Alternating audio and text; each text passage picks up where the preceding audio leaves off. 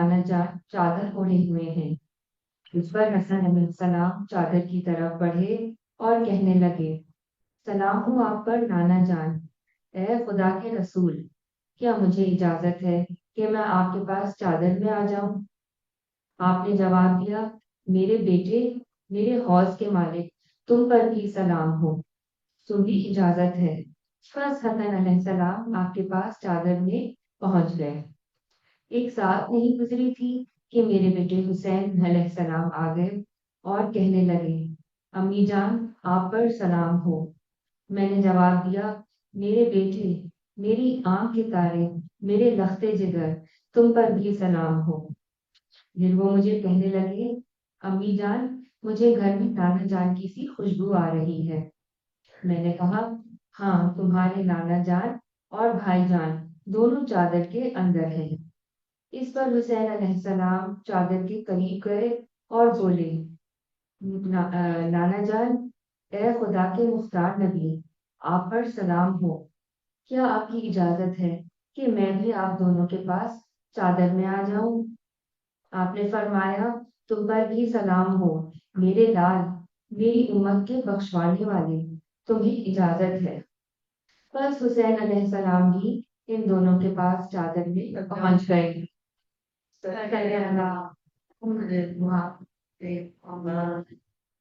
اس کے بعد علی بن ابی طالب علیہ السلام آ گئے اور بولے، رسول کی بیٹی، تم پر سلام ہو۔ میں نے جواب دیا، ابو الحسن، اے مومنوں کے امیر، آپ پر بھی سلام ہو۔ پھر وہ کہنے لگے، فاطمہ، مجھے گھر میں اپنے بھائی اور اپنے ہم کی سی خوشبو آ رہی ہے، وہ آپ کے دونوں بیٹوں سمیت چادر کے اندر ہیں۔ پھر علی علیہ السلام بھی چادر کے قریب گئے اور بولے، کہ خدا کے رسول، آپ پر سلام ہو، کیا مجھے اجازت ہے کہ میں بھی آپ کے پاس چادر میں آ جاؤں؟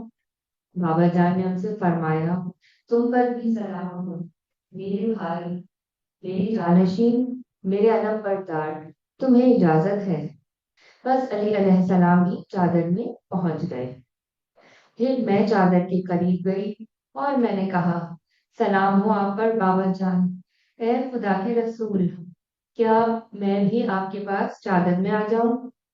بابا جان نے فرمایا، تم پر بھی سلام ہو میری بیٹی، میرے پارہ جگر، تمہیں اجازت ہے۔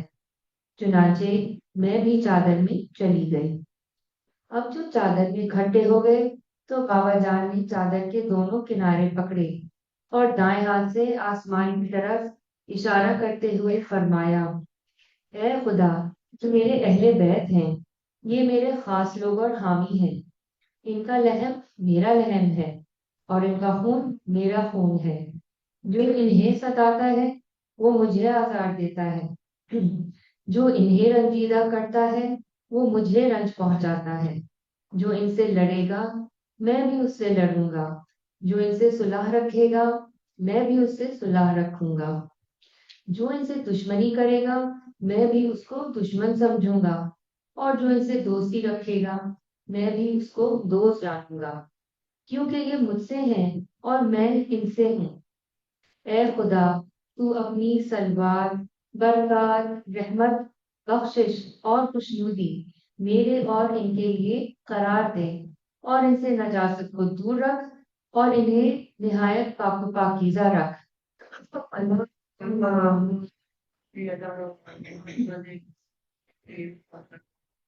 پھر خدائے بزرگ و برتر نے فرمایا، اے فرشتوں، اے آسمان کے رہنے والوں، میں نے یہ مضبوط آسمان، پھیلی ہوئی زمین، روشن چاند، چمکیلا سورج، گھومتے سیارے، ہلکتا سمندر، تیرتی کشتی، یہ ساری چیزیں صرف انہی 5 افراد کی خاطر اور انہی کی محبت میں پیدا کی ہیں جو چادر کے اندر ہیں۔ اس پر امین وحی جبریل علیہ السلام نے پوچھا، اے پروردگار، یہ چادر کے اندر کون لوگ ہیں؟ خداوند عالم نے فرمایا، یہ نبی کے اہل بیت اور رسالت کا خزینہ ہے، یہ فاطمہ، ان کے بابا، ان کے شوہر اور ان کے 2 بیٹے ہیں۔ اللہ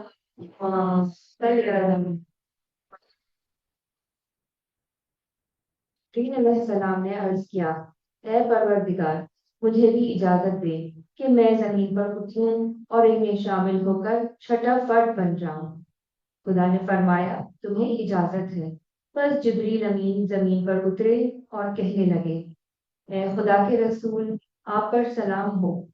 خدائے بزرگ و برتر آپ کو سلام کہتا ہے، آپ کو درود اور احترام سے سرفراز فرماتا ہے، اور آپ سے کہتا ہے کہ میری عزت اور بزرگی کی قسم، میں نے یہ مضبوط آسمان، پھیلی ہوئی زمین، روشن چاند، چمکیلا سورج، گھومتے سیارے، تھلکتا سمندر، تیرتی کشتی، یہ ساری چیزیں صرف تم لوگوں کی خاطر اور تمہاری ہی محبت میں پیدا کی ہیں۔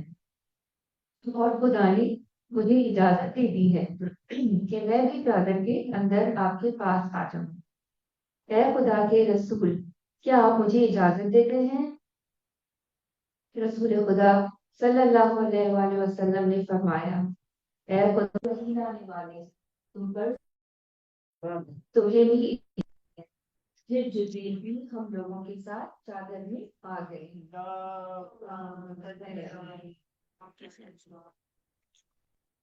اس کے بعد جبریل نے میرے بابا سے کہا، خدا حصہ ہے اور کہنا ہے، انما یرید اللہ لیذھب عنکم الرجس اہل البیت ویطہرکم تطہیرا۔ صلی اللہ محمد کہ واقعی خدا نے یہ ارادہ کہ ہم نجات دور رکھے، اور آپ تب علی علیہ السلام نے کہا، اے خدا کے رسول، مجھے بتائیے کہ اس چادر کے اندر آ جانا خدا کے نزدیک کیا فضیلت رکھتا ہے؟ اس پر رسول خدا صلی اللہ علیہ وآلہ وسلم نے فرمایا، اس خدا کی قسم جس نے مجھے نبی بنایا اور لوگوں کی نجات کی خاطر مجھے رسالت کے لیے مقرر کیا۔ اہل زمین کی جس محفل میں ہمارے شیعان علی اور دوستدار اکٹھے ہوں گے اور ہمارے لیے حدیث بیان کریں گے، ان پر خدا کی رحمت نازل ہوگی، فرشتے ان کو حلقے میں لے لیں گے، اور جب تک وہ لوگ محفل سے رخصت نہیں ہو جائیں گے، ان کی گناہوں کی بخشش کے لیے دعا کرتے رہیں گے۔ اس پر علی علیہ السلام نے کہا، خدا کی قسم، ہم اس وقت کامیاب ہو گئے۔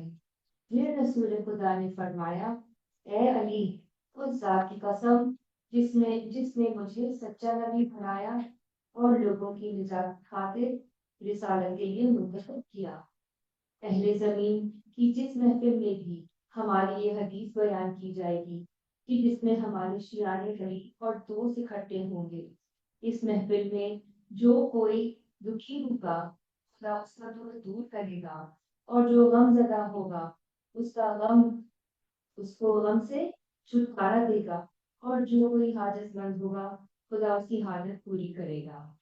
علی نے فرمایا، بخدا، ہم نے اس وقت کامیابی اور برکت پائی، اور کعبے کے رب کی قسم، اسی طرح ہمارے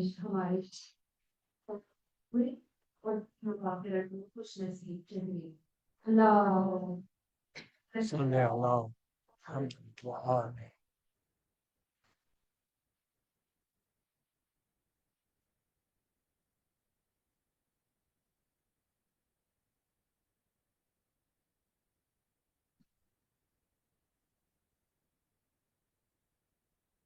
بابا سے بلند نعرہ سلام۔ اللهم صل على محمد وآل محمد۔ تو جو لوگ پیچھے بیٹھے ہیں، آگے کافی جگہ ہے، اگر آگے آگے آ جائیں گے تو بہت اچھا رہے گا۔ ایک بار بابا سے بلند نعرہ سلام۔ اللهم صل على محمد وآل محمد۔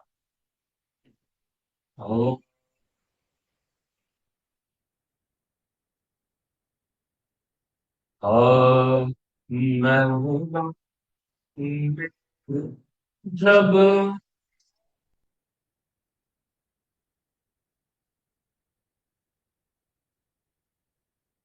شہے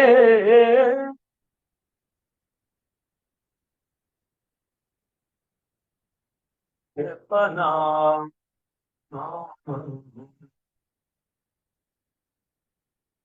میدان میں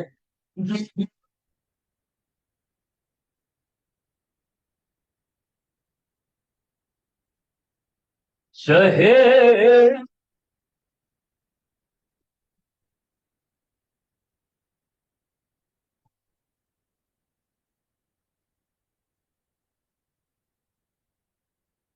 اولاد نے ساتھ کیجیے بیعت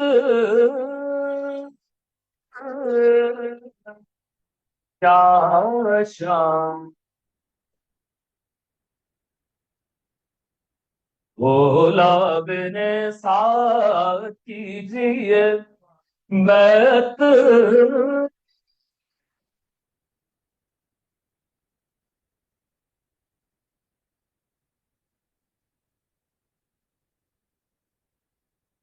منہ پھیر کے تب غصے سے سر بھر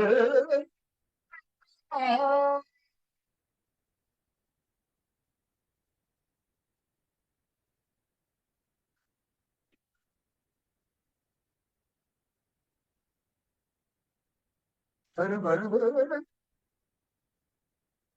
نہ بدا قوت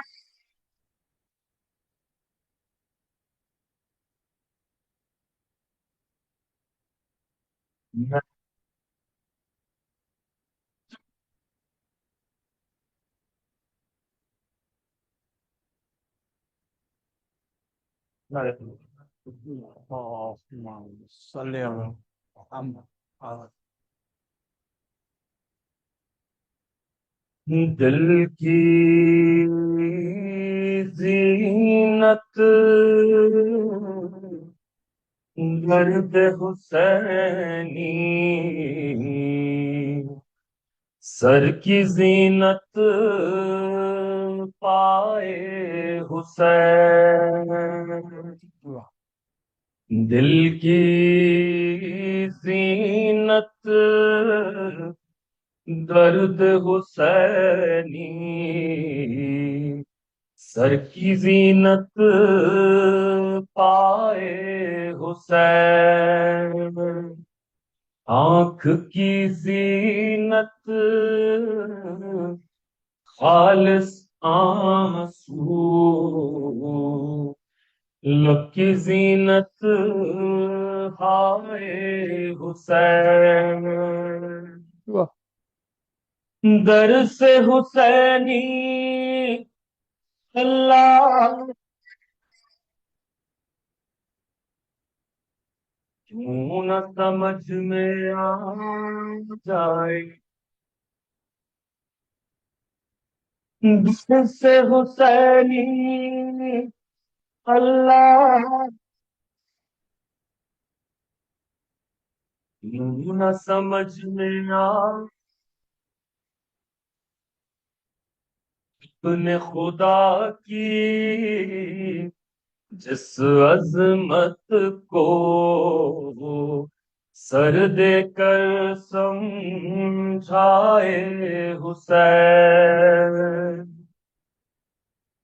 اپنے اپنے صنف و سن کے ایسے نمائندے نکلے اپنے اپنے صنف و سن کے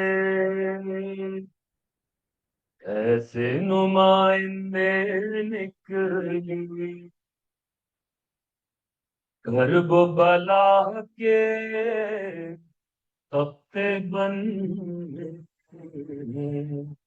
چھانٹ کے جن کو لائے حسین دل سے عزاداروں کے پوچھو غم کی لذت غم پر نہ دل سے ازادارو کے پوچھو، غم کی لذت غم پر ناز، سب کو دعوت ہر دم چرچا، گھر میں ہمارے آئے حسن، شام و کوفہ منزل منزل، سر تھا نیزے پر غم کا، شام و کوفہ منزل منزل، سر تھا نیزے پر غم کا،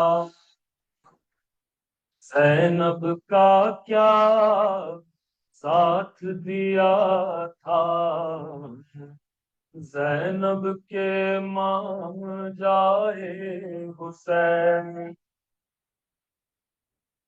ضبط تشنا لب کی قسم ہے، بہتے دریا سچ کہنا، ضبط تشنا لب کی قسم ہے، بہتے دریا سچ کہنا، اکثر تجھ کو دیکھا ہوگا، اشک کبھی بھر آئے حسین، آخری شعر ہے، جتنا کہنا چاہا شہ نے، کہہ پاتے تو کیا ہوتا، جتنا کہنا چاہا شہ نے، کہہ پاتے تو کیا ہوتا، صحن عالم میں نہ سمایا، جتنا کہنے پائے حسین، دل کی زینت درد حسینی، سر کی زینت پائے حسین، آنکھ کی زینت خالص آنسو، لب کی زینت ہائے حسن، اللهم صل على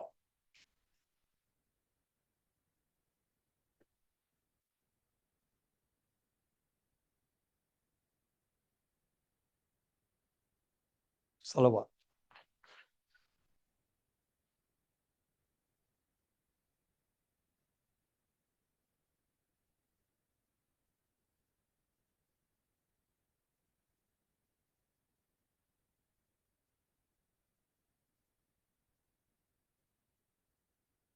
بآواز بلند نعرے صلوات.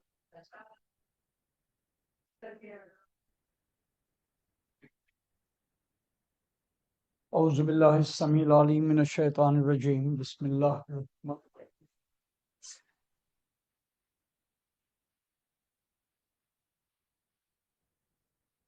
أعوذ بالله السميع العليم من الشيطان الرجيم. بسم الله الرحمن الرحيم. ألف لام ميم. ذلك الكتاب لا ريب فيه هدى للمتقين الذين يؤمنون بالغيب ويقيمون الصلاة ومما رزقناهم ينفقون الذين يؤمنون بما أنزل عليك وما أنزل من قبلك وبالآخرة هم يوقنون أولئك على أصحاب النار أصحاب. صدق الله العظيم. صلوات.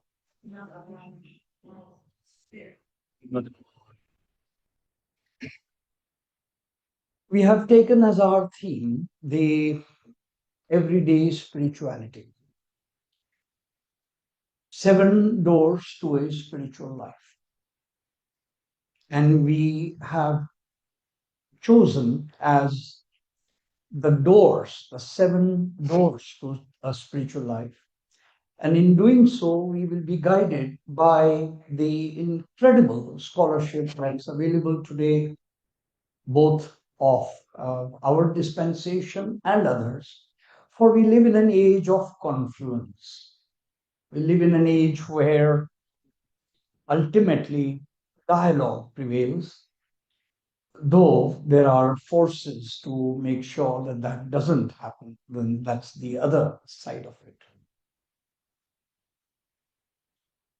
The 7 doors through which we will be exploring the major themes of Islam, Quran, and the Ahl Bayt are submission, piety, discipline, knowledge, remembrance, fellowship, and love. And these 7 over these 6 evenings will be our effort to look at how Islam, the Quran, and the Ahl Bayt provide resources for these in our daily lives. Yesterday, we looked at submission. And for the benefit of very many people who are here today for the first time, a brief recap of some of the ideas yesterday. And then we begin our brief study on piety. I have not forgotten that I was asked to give the equivalent words for each of these 7. Here they are. For submission, we looked at the word Tasleem. For piety, we will be looking at Taqwa. For discipline, we'll be using Sabr, patient perseverance. For knowledge, for remembrance, Zikr. For fellowship and community, there are several words for it for the moment. The ashab, sohbah, the community, the gathering. Lastly, love.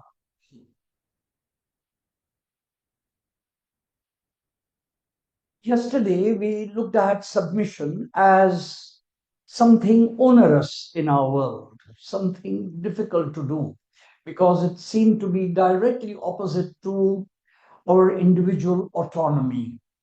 We would like to say that we are capable of deciding and doing things. Submission asks us to bow our heads to. But we explored yesterday that this idea of submission is precisely submission to the Lord of the worlds. This one submission makes us free of the hundreds of other ignoble submissions, our impulses, the ego, our the bubbles that rise from within us and command obedience to the unworthy, the banal, the ephemeral, the superficial, the useless, the fake. And that then is one of our challenges. As we garner our energies, I will ask for your indulgence. Salawat.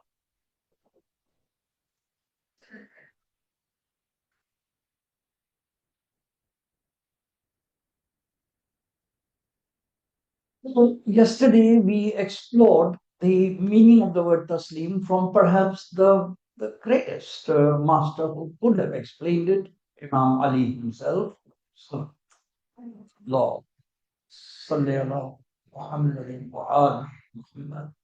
And we looked at one of his exquisite gems from Najl Balagha, which is as follows. The occasion was a dispute, a conflict between who had the right to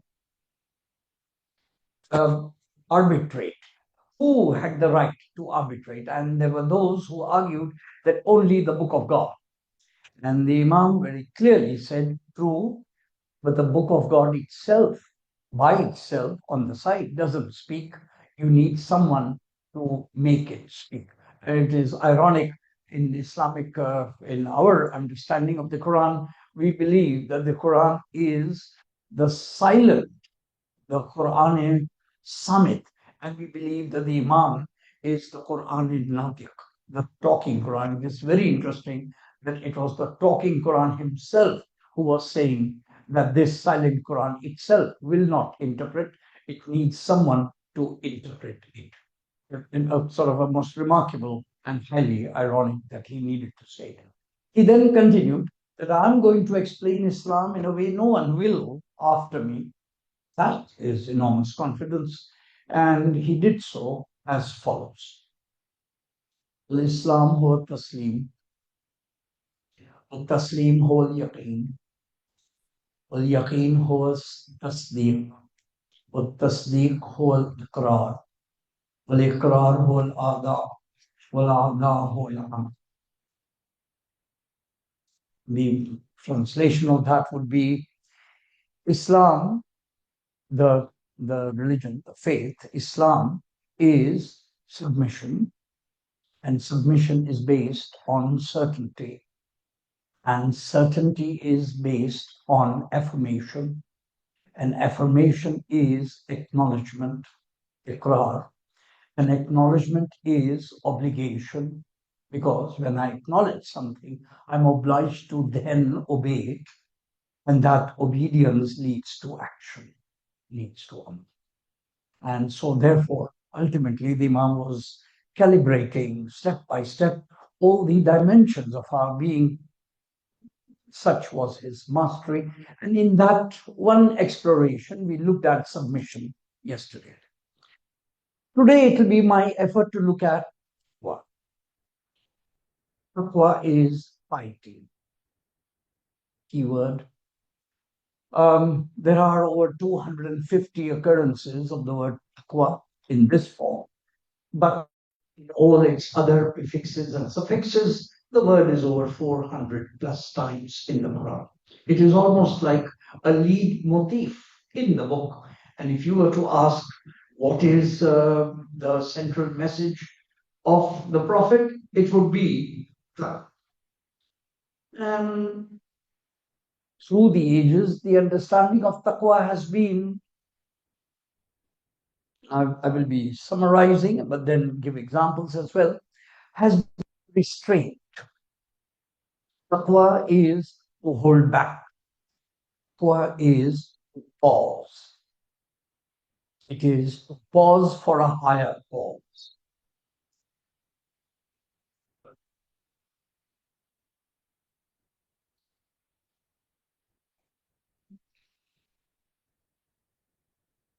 Very good.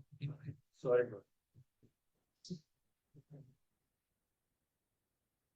The original definition comes from the dictionaries, and as is the wont of Arabic dictionaries, if you look up the keyword, you almost always find an image.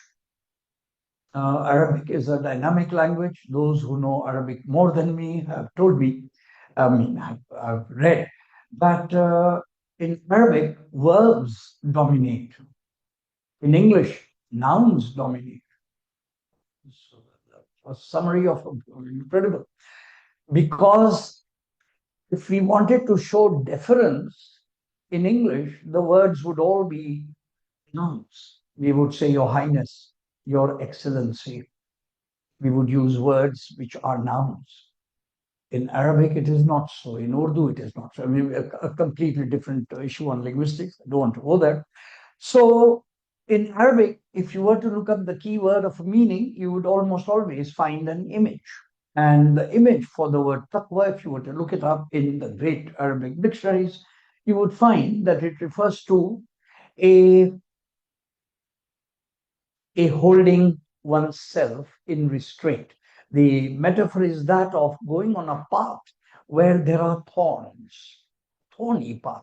And as you would hold your clothes closer to yourself to see that they wouldn't snag in any of those thorns, that careful navigation of a way through thorns would be taqwa.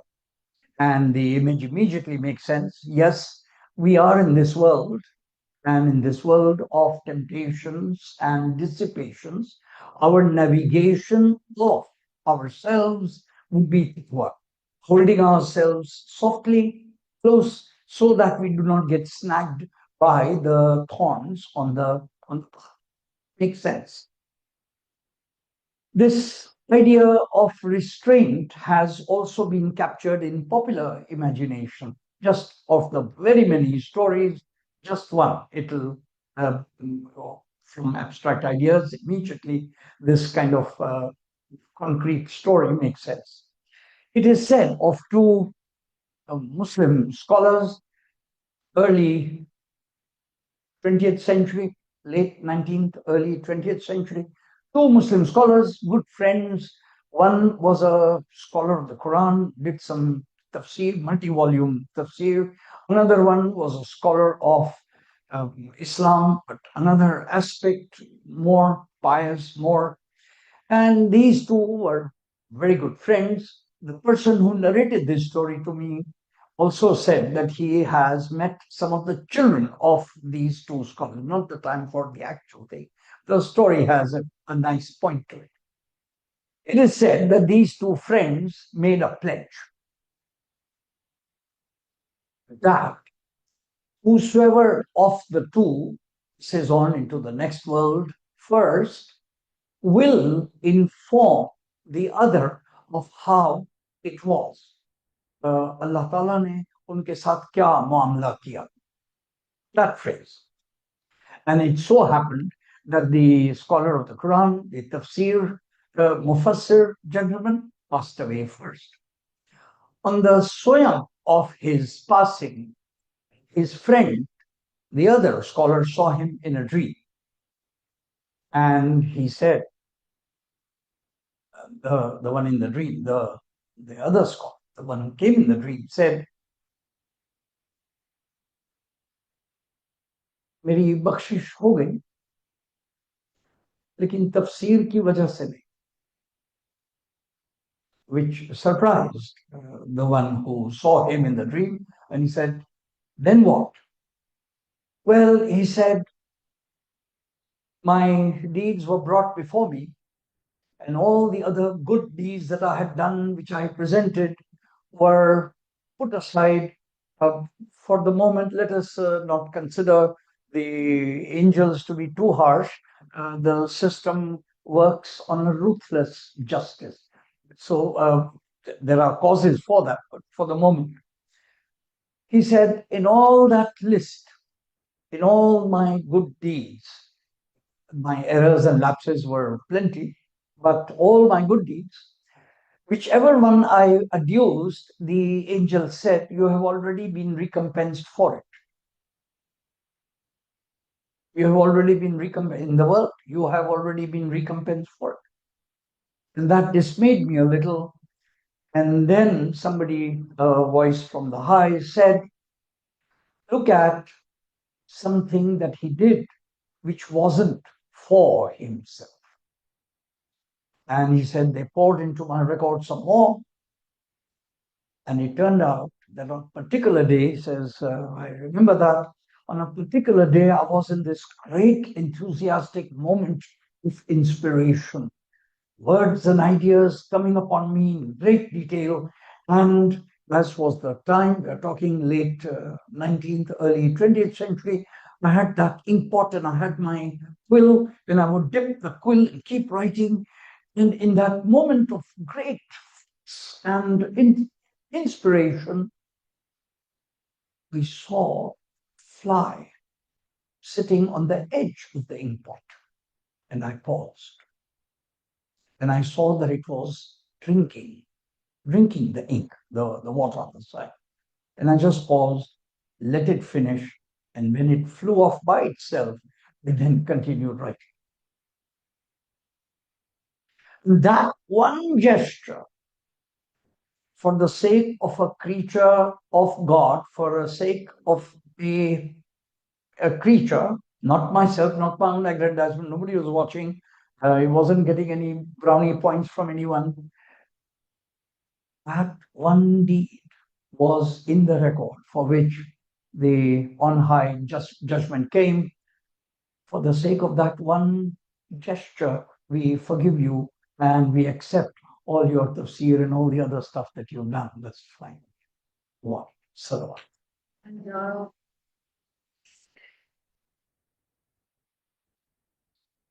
So we find this idea of restraint, this idea of holding, this idea of pausing as a continuous motif in our understanding of this. Just one more story because it has once again a nice rhyme to it. This one comes from a much greater person, Imam Abu Hanifa, one of the great four Islamic scholars who organized the legal system. It is said one day the tray of food came as a gift into Imam Abu Hanifa. Imam Abu Hanifa was busy doing his thing, writing, noting, and the servant came and said, "Sir, the neighbors have sent some food. There was a wedding. There was a wedding, and the neighbors have sent." And the Imam looked up and he said, "I don't know them." I mean, that one sentence lies a whole lot. It doesn't mean that he doesn't know them socially. Of course, he knows them. No, I don't know their modes of earning. I don't know whether this food is completely halal or not. This is Imam Abu Hanifa, no joke. So he says, "Okay, put it away. I'll look into it. Bring me the food that is of our own house and I'll eat that." So the servant did that. 2 days later, there being no refrigerators and any other stuff, the servant said, "Sir, what do I do with that food? It is 2 days old now. What do I do with it?" He says, "Go put it into the Euphrates. Jao use Darya Furat mein dal." Okay. Servant did that. From that day onwards, Imam Abu Hanifa made sure never to eat fish that came from Euphrates. The people who then met him said, "Sir, you don't say this as a fatwa. You don't make other people not have it. Why is that? Why is it like? Why aren't you having? Is it okay? Is it not? Is it kosher?" He says, "No, no, no. ये taqwa hai, wo fatwa. This is my restraint, but it is not for you. You people, go ahead. This is not a matter of a fatwa. It is a matter of taqwa, restraint." The kind of scrupulousness which of our times, I sometimes narrate this story and say to people, यार ये ऐसे ही लोग थे जो दीन हम तक पहुंचा गए. अगर अपन जैसे लोग उस वक्त होते, we would have said, अच्छा यार चलता है. Kind of, सब चलता है. We wouldn't have had the deen with the kind of completeness that we have it today. It's our way of saying salams to them. Salam.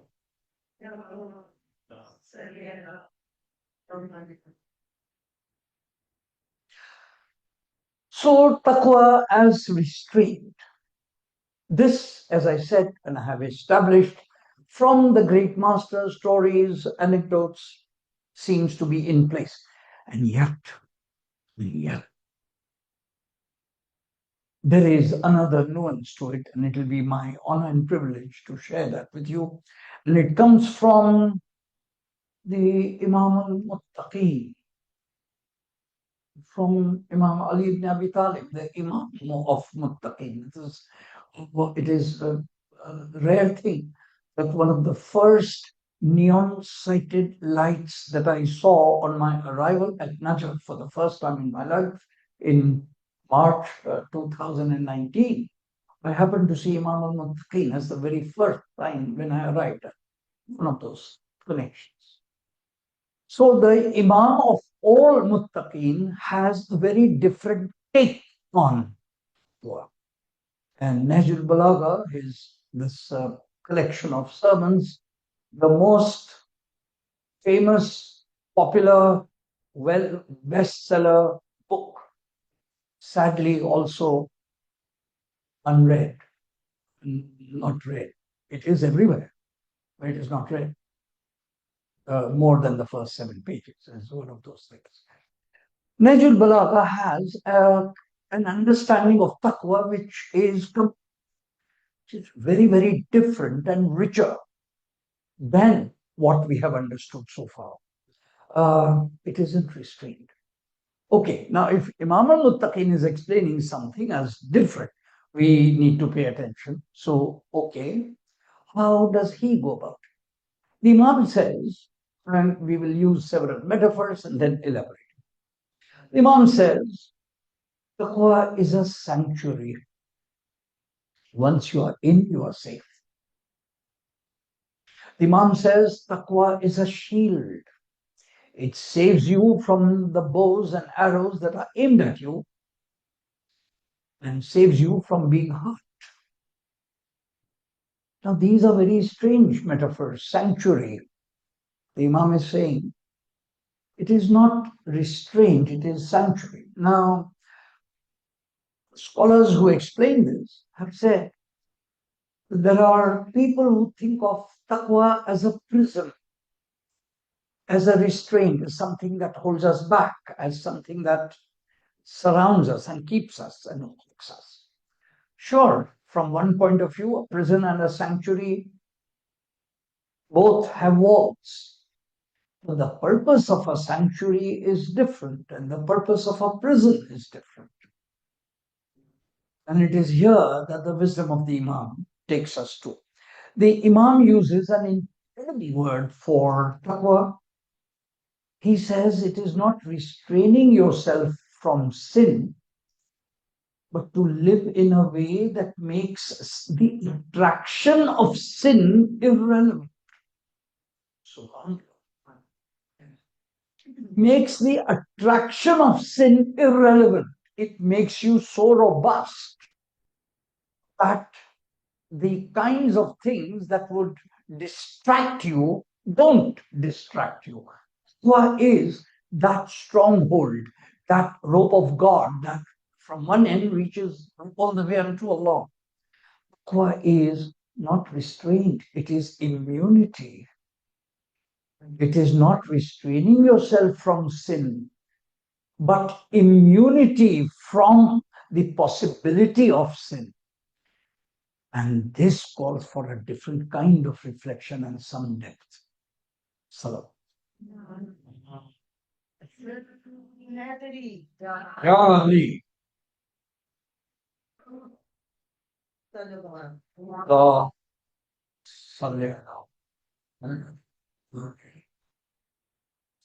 Imagine, and how easy it is to imagine for us in the post-pandemic age. Imagine someone taking refuge in a mountain cave because the village or the settlement is plagued by some disease. We post-pandemic people know this very well. Somebody says, since I'm afraid of this viral disease that has come upon this whole village, I choose to get away from here and go and be away from everyone up in this mountainside on my cave. I will be safe. If we take taqwa as a constant assailment of the temptation, then the best thing you can do is abstinence. And the best abstinence you can do is to cut off your relationships with society, go into seclusion, for then you won't be tempted. Then that would be the logical correlation of it. But the Imam is saying something else. Imagine you have taken the vaccine, you are safe, you are immune to the viral disease. Now you are within the people who are afflicted. Now you are able to serve them and help them and heal them. Now you are able to teach them and save them. You yourself are safe because you have the immunity. and you yourself are able to save those who are afflicted. This definition of taqwa has far more resonance and far more meaning than the meaning of restraint. So,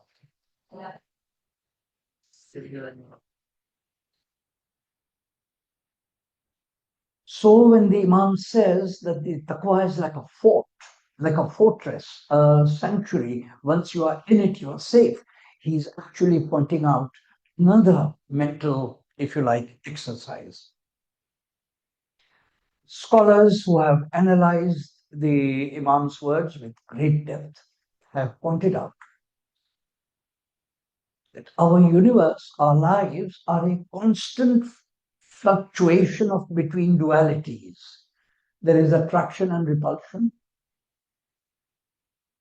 There is good and bad. There is halal and haram. There is apne or paray. There is us and them.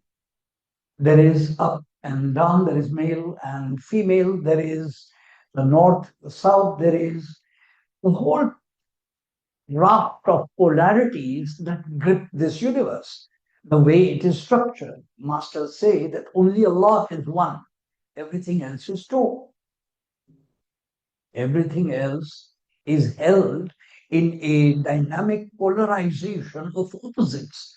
One of the great Sufi masters, Sheikh Ali al Jamal, has said, it is the wisdom of Allah to hide the realities of things in their opposites. And so it is.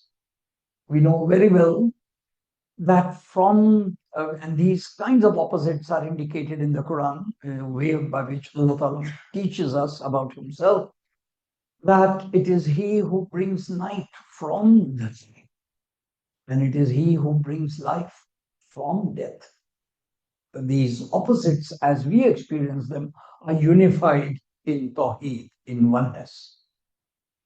So, if taqwa is a constant running away from one thing, it is therefore running towards something else. Surely that makes sense. So, if taqwa is a constant abstinence thing, it means there is something towards which you are moving. If there is a plus and a minus, then there is a constant movement. Masters say, no matter how much abstinence you do, what you're actually doing is looking at the symptom. You're looking at the effect, not the symptom.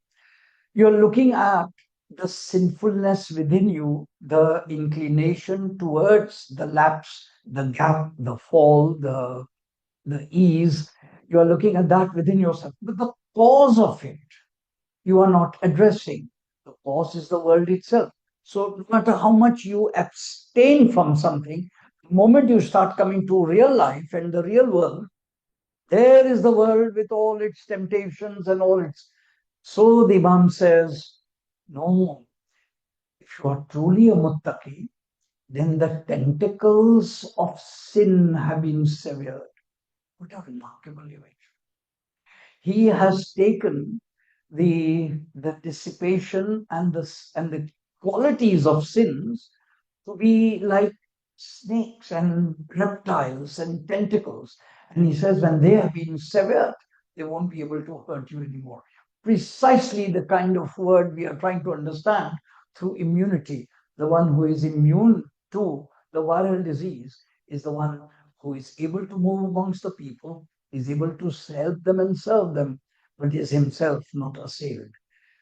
This then allows us to understand how taqwa is not restraining from sin, but when the attraction of sin becomes irrelevant. When you realize that the attraction to sin actually leads to darkness, actually leads to a breaking of heart, actually leads to a downward spiral. And we know this. It doesn't need many more explanations, but we know this. A Christian scholar of our time, Simone Weil, has put it extremely well. One of the ways by which the devil, shaitan, one of the ways by which the devil puts his ploy upon us is by making evil glamorous. He makes evil things shiny, having glamour in them. And that glamour is what we pay attention to, and that then turns into the spiral. We soon know that having indulged in that glamour, just how fake it is, how empty it is, how brittle it is, how fragile it is, how hollow it is. That then is what the Imam is teaching. He says, leave the glamour and become impervious to the attraction of that glamour. True taqwa is being impervious to it. There lies our door to spirituality on a daily basis. Salawat.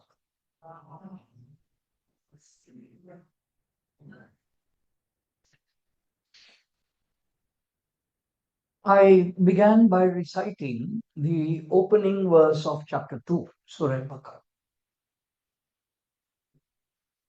And right there comes the word muttaqin. Bismillah ar-Rahman ar-Rahim. Alif Lam Mim. Zalika al-kitab la rayba fihi hudan lil.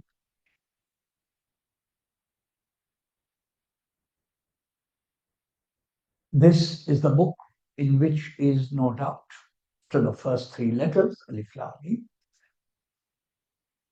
guidance for those who are muttaqin. And this word muttaqi, we normally in our English translations read as those who fear God, those who have God consciousness, those who are aware of God, those who are mindful, etc. A whole vocabulary. From that word muttaqi, I had the honor and privilege of reflecting on this and some meanings that emerge from it. We will take an understanding of, as I've already said, the word taqwa occurs in the Quran 450 times. In the word with all its prefixes and suffixes is 440. It's a huge suffix, like a major motif. So this book is a guidance for the righteous, for those who are God conscious, for those who are aware of their own estimation. One scholar in explaining muttaqi has said, those who neither overestimate anyone nor allow anyone to underestimate them. Nice spin there. Meaning of muttaqi is the person who tries to not overestimate anyone. He understands in the order of things where that person is placed, nor allows anyone to underestimate him. He knows his own stature, not that he is interested in announcing that stature all the time. It would be a waste of energy. But this exact navigation, a few minutes of reflection will make us recognize how hard it is. We get awed too quickly. We get impressed too quickly. When a person does something slightly above our understanding of what human greatness is, we immediately start giving superhuman powers. And when we do something which is extremely natural to us, and other people, out of admiration, say nice things to us, we pander to that glory. And as one of my fans put it, हमने उनकी तारीफ की तो वो फूल के पंखे को जाके लगी. He became a soul like a balloon erector. We do that. If we do something that people find admirable and they say those very honest and genuine admiration kind of pleases, and then that makes us feel, see, neither overestimate anyone nor allow anyone to underestimate. That kind of heart is what one very social understanding. one of the finest. There are times when, in reading the Quran, benefit to the youngsters, young people sitting here, I would like you to memorize one number, 177. 177. Surah Baqarah, chapter 2, verse 177. So long I will give some clues to it, but do look it up. There are, in our understanding of the largesse of the universe, we find one of the mysteries of the universe is how art can contain an image of the. It's a mathematical thing that in the Mandelbrot set, the art can contain an image of the whole. And if you expand that, you still get the part which is an image of the whole. And one very simple life example is that our DNA is the DNA that is responsible for making me and each one of us the way we are. Each cell contains that DNA. Such is the generosity of the universe. The million cells that I have in my skin and bones and liver, all of them are. Each cell contains the DNA, which is enough to make another replica and a clone of me. Kind of part of me containing the whole of me, or at least containing the image of whole of me. If we use that as a metaphor, then the verse, the Quran, chapter 2, verse 177, is like the DNA of Islam. It's like a summary of the whole religion pictured in a single verse. There are many such verses, not the time for detail. This verse 177, Surah Baqarah, is almost like a map of what is Taqwa. And that's the word contains. Taqwa is in it. Here's a rough English translation. Righteousness is not that you turn your faces to the east or the west. Righteousness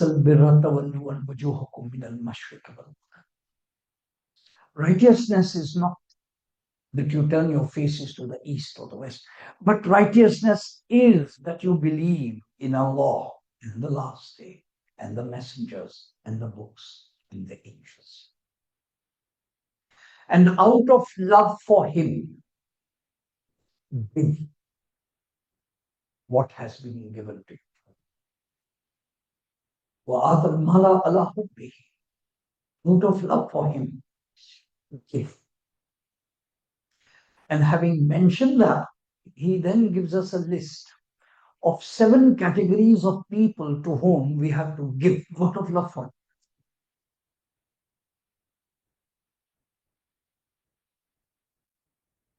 اليتامى والمساكين وابن السبيل وفي الرقاب والسائلين. Give to the orphan, the needy, the poor, the traveler, the one who is asking, and the one who is caught in the rope. وفي الرقاب, the one whose neck is in a rope. What a remarkable metaphor. At that time it was translated as freeing a slave. In our times, masters tell us that it is relieving a person of debt. What a remarkable spin. यानी एक गर्दन से छुड़ाना, गर्दन के रस्सी को छुड़ाना. Now, once upon a time that was slavery, and that is true. Today, what worse rope can a person be in than to be in debt? Help a person, give that person, so that the debt is paid off. If it is your own, you forgive. So having mentioned the categories of people out of whom we have to give out of love, then he says, وَأَقِيمُوا الصَّلَاةَ وَآتُوا الزَّكَاةَ. Then establish prayer and give charity.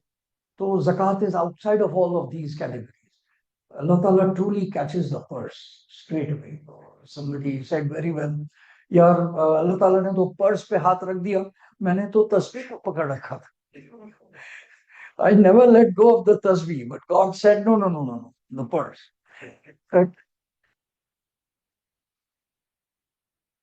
And then those who keep their promises. I'm continuing bits and pieces from the translation. The same words, it's a long verse. So, who keep their promises, keep their pledge. And at all times of panic and fear, keep their equilibrium. Do not get frenetic and do not get frantic. These are the people who will succeed.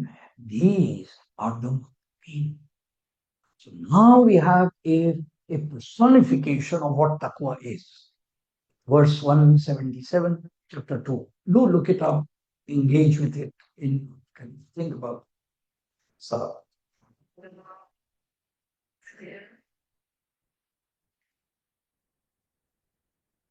I just will make one comment upon keeping that pledge part. Who keep their pledges when they pledge, who when they promise, keep that promise. I find that there are promises I make by words. Sadly, bad record there. When I say to someone, okay, I'll do it, and I don't do it. Or if I say to someone, I'll give you such and such a thing, something, then I forget. That's not keeping promise. But that's the failure of not keeping a promise which I have actually said in words. But a promise may not be said in words at all. Maybe in deeds, in actions. And here is one example to my great shame, that if the person is not well, an elder, family member, senior, not well, and I go and visit that person on a Friday afternoon, and I go and visit that person again next Friday, and I go and visit that person again next Friday. I haven't said I will come every Friday, but I went 3 Fridays.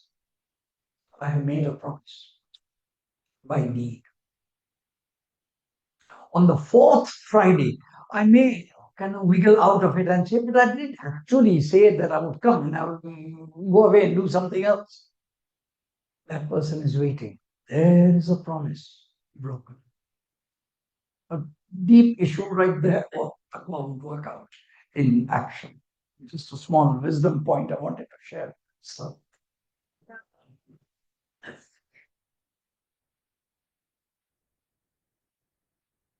and so from our understanding of the Imam al-Muttaqin, we come to, we are going Islam, Quran, Ahl Bayt.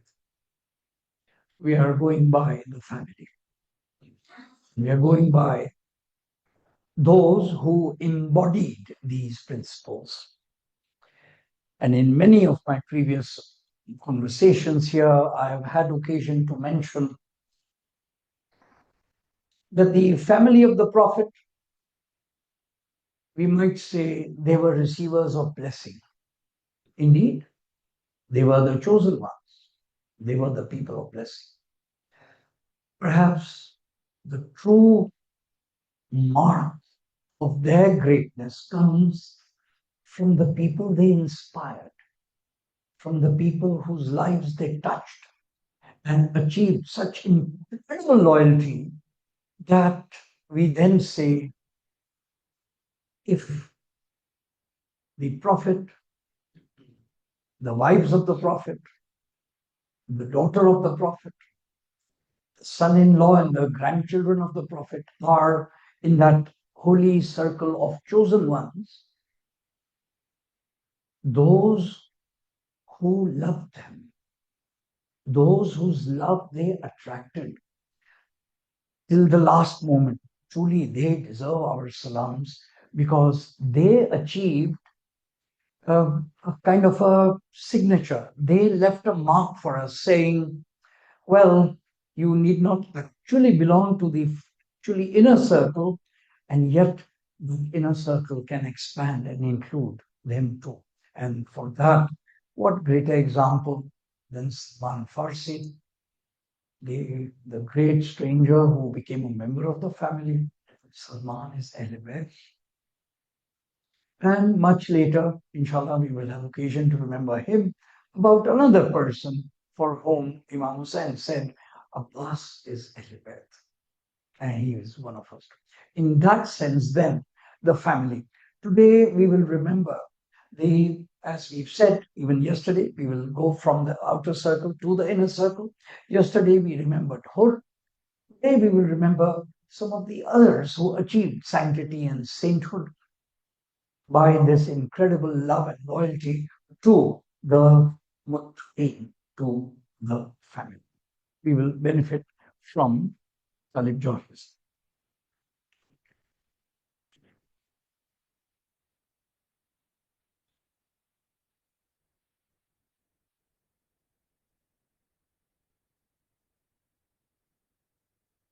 Sufi master of our times has explained a very different kind of relationship, the relationship we can have with the Prophet and Imam Ali.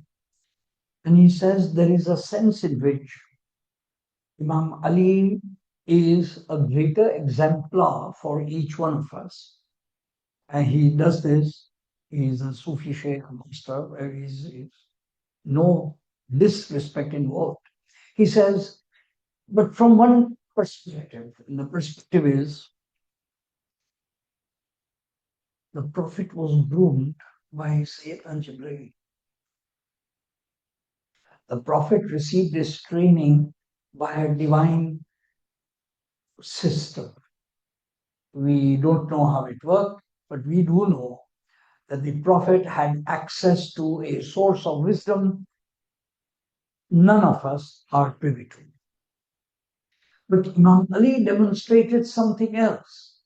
A human being following a human master. This we can all do. An amazing perspective.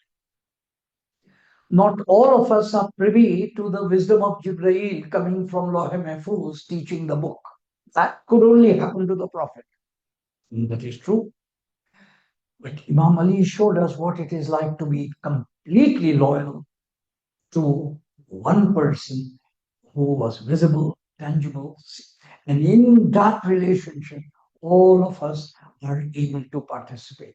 My point is that as I refer to these, the, the, the outer circle of the saints of Karbala, we are now going to remember those whom Imam Hussain carefully assembled. We heard in the Misya just now from the चुन चुन के इमाम ने जिन हस्तियों को जमा किया. I don't remember the exact line, but something that while on the other side there were soldiers and entire brigades coming, here are the 72 being assembled carefully, step by step by step. Professor Husain uses the image of a painter, and he says, when a great work of art is being made, and a painter puts a dash of color in one place and a line in another place, and somebody, while it is being made, asks, well, why did you do that? The painter asks, just wait. When the whole picture is clear, you will see. What a remarkable way of understanding the gems that the Imam collected, who then became these fascinating people for us to learn from. So the Imam has, of all the people there, a very, very old friend, Habib ibn Mazahir. The Imam has in the gathering Muslim bin Awsuja. The Imam has Zuhair Qain. These are strange figures. These are people whom we don't like. I mean, the others, of course, get their pride of place in their biographies. But these three people, these particular three people, right now, perhaps just a little bit about Habib ibn Mazahir, childhood friend, old man, not exactly a contemporary, and yet to him the Imam sends a letter and gets him. Someone would have thought that the Imam would have written to a healthier person for war. That is not the point. Muslim bin Ausaja and Zuhair Kain. Zuhair Kain is a strange case. They were traveling on the journey post Hajj, and the two caravans were just across the road over the side as they were traveling. And the Imam sent an invitation to Zuhair Kain's camp and said, "I would like to see you." And as was the political propagandic machinery of that time, Zuhair said, "Yeah, I'll go." And his wife said, "Are you crazy? It's Imam calling you. Take a look." And we have no record of what actually happened when Zuhair came to Imam Hussain and the two men slept together. We have no record of the conversation. But we do know this, that that conversation was one transformative conversation. Zuhair comes back, says to his wife, "Go, we will not meet again. I'm joining this camp." That one shift, that one shift. Okay. We bring our conversation to a close.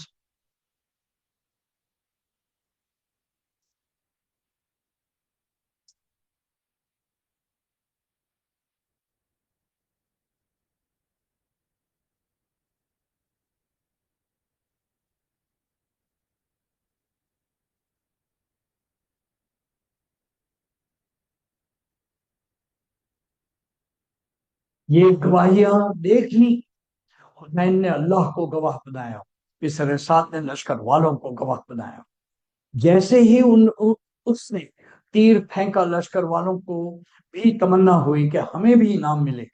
4000 تیر انداز تھے اور 4000 تیر چلے، اور ادھر روکنے کے لیے 72 سینے بھی نہیں تھے۔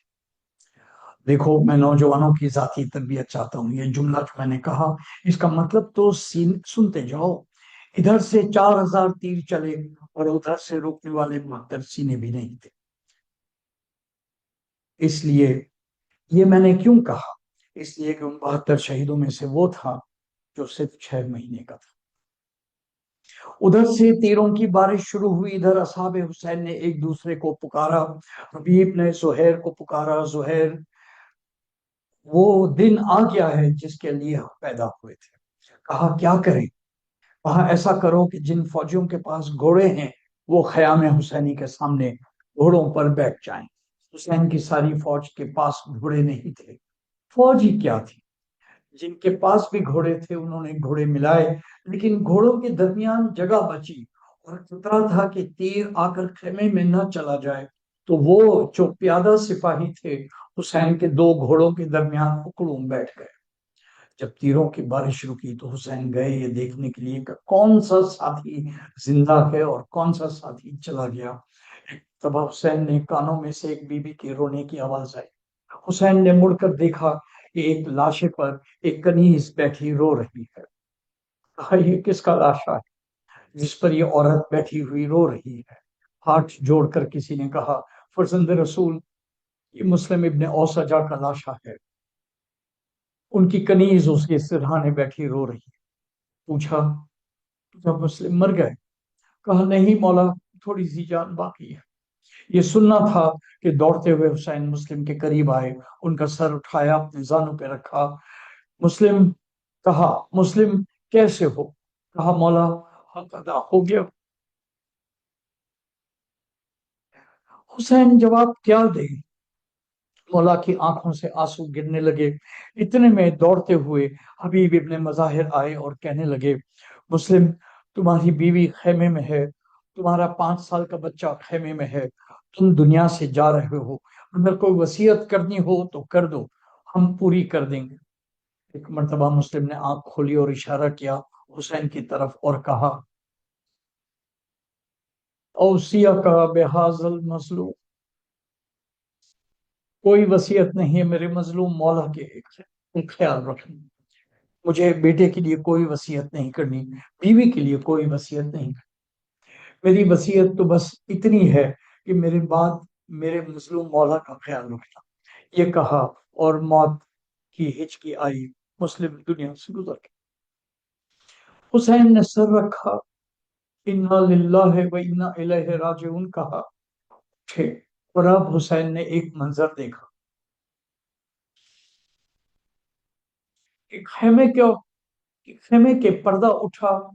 एक 5 साल का बच्चा जिसकी कमर में तलवार हमाइल थी दौड़ता हुआ निकला तो सलाम किया खेमे में और मक्तल की तरफ भागने लगा। हुसैन ने कहा, मेरे साथियों, ये किसका बच्चा है जो मक्तल की तरफ जा रहा है? हाँ, ये मुस्लिम का बेटा है। कहा, उसे पकड़ के ले आओ। साहब दौड़े, 5 साल के बच्चे को लाए। मैं तुमसे पूछता हूँ कि जब असहाब बच्चे को लाए तो प्यार से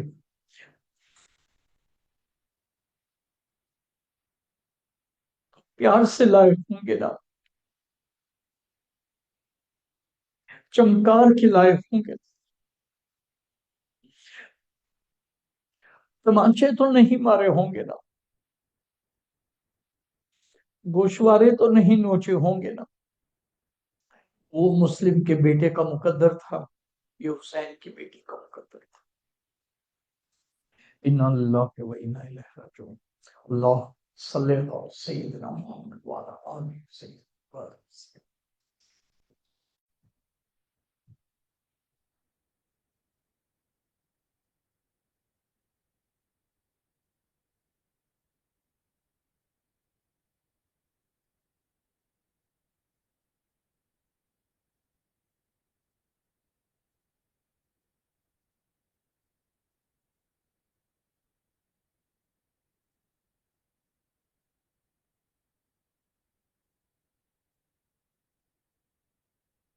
ये खत में शाह ने लिखा, हबीब आ जाओ।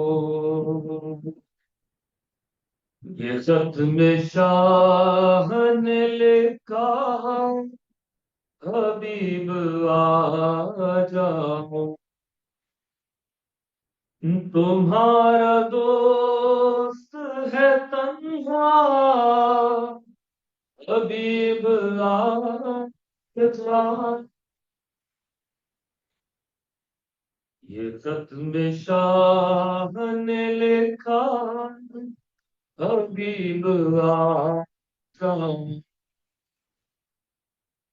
शहीद कैसे हुआ वो बताओगे आकर, तुम्हारे मुस्लिम बिन सुनाओगे। रुकैया तक की है शान, हबीब आ। ये खत में शाह ने लिखा, हबीब आ। लगा इस से भी अंदाज़े मेरी गुर्बत के, जहाँ पे दिखना था दिया है वो हबीब आज। ये खत में शाम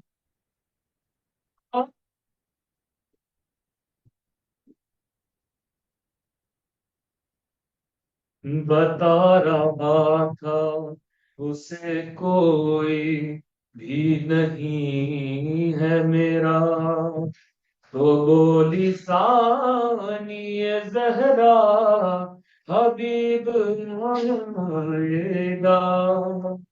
है उसको तुम पे भरोसा, हबीब आ। ये खत में शाम ने लिखा, हबीब आ।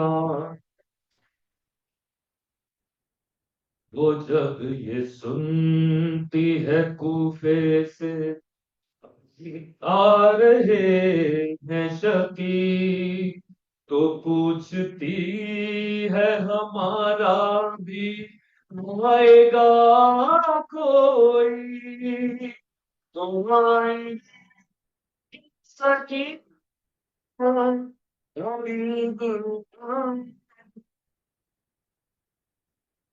یہ خط میں شب کا حبیب اللہ گواہ کر نہیں سکتی حسن کی غیرت تمہاری سوچ کی سمندر کو لوٹ پت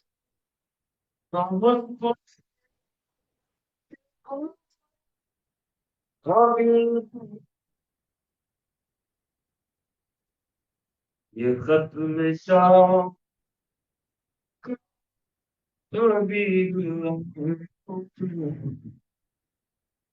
چمکتے چاند کی ہم کو بھی دید ہو جائے تو ماں کو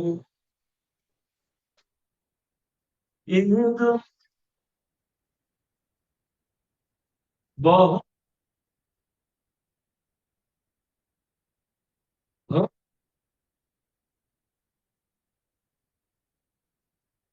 یہ خط میں شام کا حبیب جان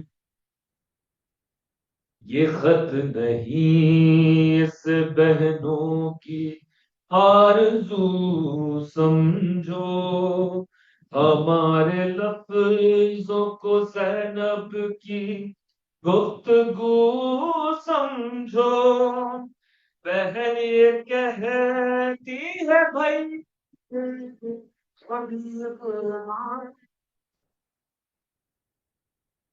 کہ خط میں شام نے لکھا حبیب آ جاؤں بہن نے اس کو تکلم جو بھائی سمجھا تھا پکاری شام میں غریباں ثانی سحر ہمارا حبیب آج یہ سب میں شاہ نے لکھا حبیب آ جاؤں یہ خط میں شاہ نے لکھا حبیب آ جاؤں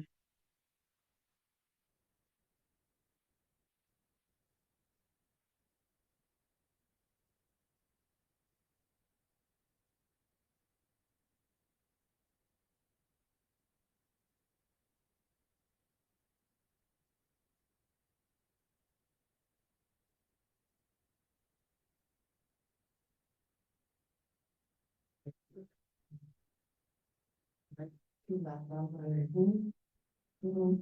is my mother-in-law's 10th anniversary, 10th one, I think.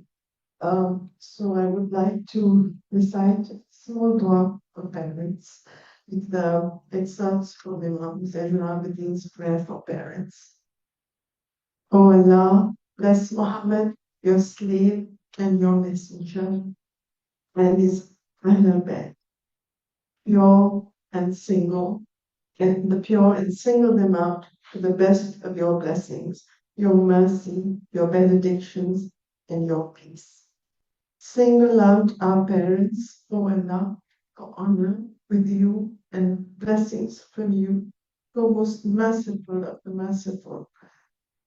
O Allah, we thank them for our upbringing, and please reward them for honoring us and guard them as they guarded us in our infancy.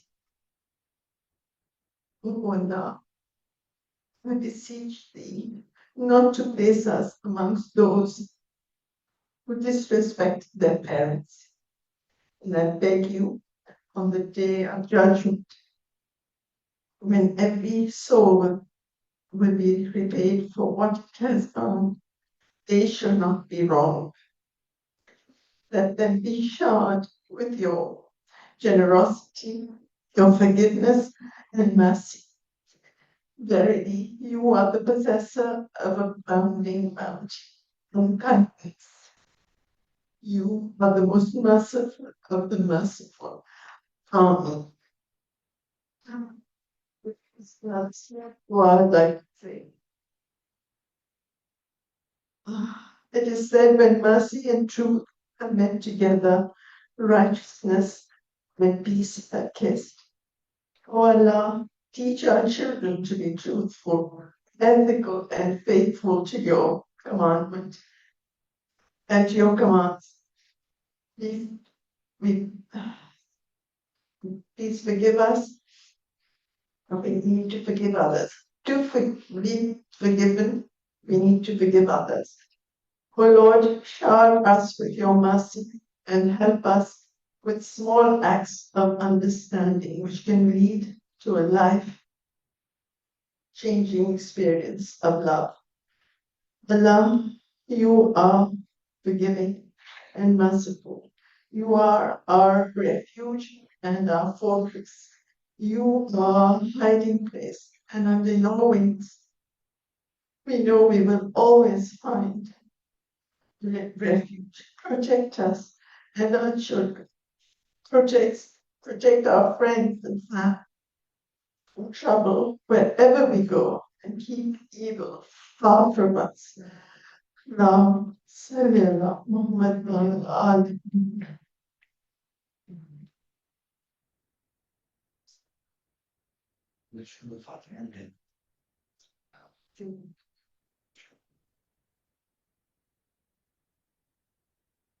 اللهم صل على سيدنا مولانا محمد وعلى آله سيدنا مولانا محمد بارك وسلم.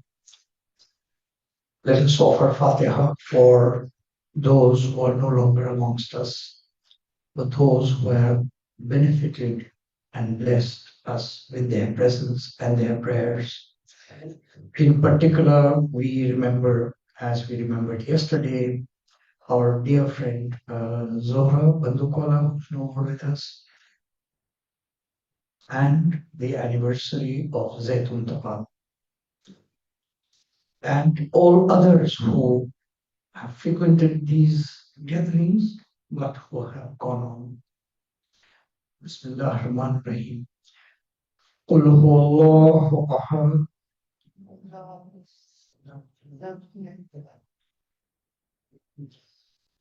Bismillah ar-Rahman ar-Rahim. Qul huwallahu ahad.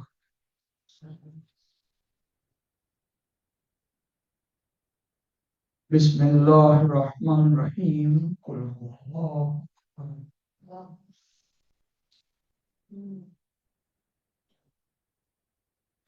Bismillah ar-Rahman ar-Rahim. Alhamdulillah Rabbil Alameen. Ar-Rahman ar-Rahim. Malik Yawmiddin. إياك نعبد وإياك نستعين اهدنا الصراط المستقيم صراط الذين أنعمت عليهم غير المغضوب عليهم ولا الضالين. بسم الله الرحمن الرحيم. اللهم صل على سيدنا مولانا محمد وعلى آل سيدنا مولانا محمد بعدد ما في جميع القرآن حرفا حرفا بعدد كل حرف ألفا ألفا. سبحان ربك رب العزة عما يصفون والسلام على المرسلين والحمد لله رب العالمين. توجه زيادة. اللهم صل على محمد وعلى محمد. السلام عليك يا رسول الله. السلام عليك يا نبي الله. السلام عليك يا شفيع المسلمين. السلام عليك ورحمة الله وبركاته. السلام عليك يا أبا عبد الله. السلام عليك يا ابن رسول الله. السلام عليك يا ابن أمير المؤمنين وابن سيد الوسيم. السلام عليك يا ابن فاطمة الزهراء سيدة النساء العالمين. السلام عليك يا ابن خديجة الكبرى أم المؤمنين والمؤمنات. السلام على الحسين وعلى علي بن الحسين وعلى أولاد الحسين وعلى أصحاب الحسين وأنصار الحسين خصوصا سيدي مولاي يا أبا الفضل العباس ابن أمير المؤمنين سقاء يتيمان دشت کربلا. السلام علیکم ورحمۃ اللہ وبرکاتہ. آقائے غریبان مولا ہے بے کسان بادشاہ خراسان زامنان یتیم اموال. السلام علیکہ یا مغیث الشیعۃ والسلطان یا ابو الحسن یا علی ابن موسیٰ یوہم رضا ورحمۃ اللہ وبرکاتہ. السلام عليك يا صاحب العصر والزمان. أنا من المقدسين. السلام عليك يا خليفة الرحمن. السلام عليك يا شريك القرآن. السلام عليك يا إمام الإنس والجان. أجل الله تعالى فرجك وسهل الله مخرجك وزهورك. السلام علیکم ورحمۃ اللہ وبرکاتہ. اللہم صل علی محمد وعلی محمد. نعرہ تکبیر، نعرہ رسالت، نعرہ حیدری.